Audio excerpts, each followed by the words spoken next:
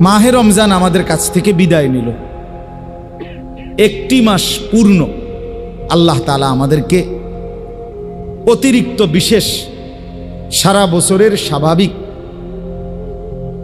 যা আমল ছিল আমাদের দায়িত্বে আল্লাহর পক্ষ থেকে, ইসলামের আমল, এগুলো তো চলমান ছিলই। অতিরিক্ত আল্লাহ তাআলা বড় বড় মোটা দাগের আরো 6টা আমল আমাদের জন্য রমজানে বিশেষভাবে দিয়েছিলেন। 1 নাম্বার হলো রোজা পালন 1 মাস। 2 নাম্বার হলো সাহরি খাওয়া শেষ রাত্রে। 3 নাম্বার হলো ইফতার করা সন্ধ্যার সময়।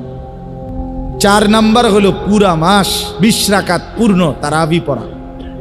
5 নাম্বার হলো শেষ দশক, শেষ 10 দিন আল্লাহর ঘর মসজিদে এতেকাফ করা। 6 নাম্বার হলো শেষ দশকের বেজর রাত্রিগুলোতে সবে কদর তালাশ করা। কয়টা হইল? 6টা। আগেরগুলো তো আছেই, 5 ওয়াক্ত নামাজ, তাহাজ্জুদ, রাত্রিবেলার, সন্ধ্যাবেলার আউয়াবিন, কোরআনুল কারীমের তেলাওয়াত, বেশি বেশি আল্লাহ তাআলার জিকির, দান, সাদাকা, জাকাত, এগুলো তো চলমান। এগুলো তো আগের মতো ছিলই না, এগুলোই স্থগিত করছে? এগুলো তো ছিলই। এরপরে গুনাহ বর্জন, এ তো আগের থেকেই।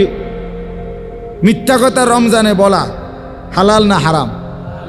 আর অন্য মাসে একই রকম, একই রকম না? এটা মানে প্রত্যেকটা গুনাহ নিষেধ তো আগের মতোই চলমান ছিল। এগুলো তো আগেও নিষেধ, রমজানেও নিষেধ। তাহলে যাবতীয় পূর্বের আদেশ নিষেধ চলমান অবস্থায় আল্লাহ তাআলা আরো অতিরিক্ত 6টি বড় বড় আমল দিয়ে আমাদেরকে আল্লাহ তাআলা মাহে রমজানকে সাজিয়েছেন, আয়োজন করেছিলেন।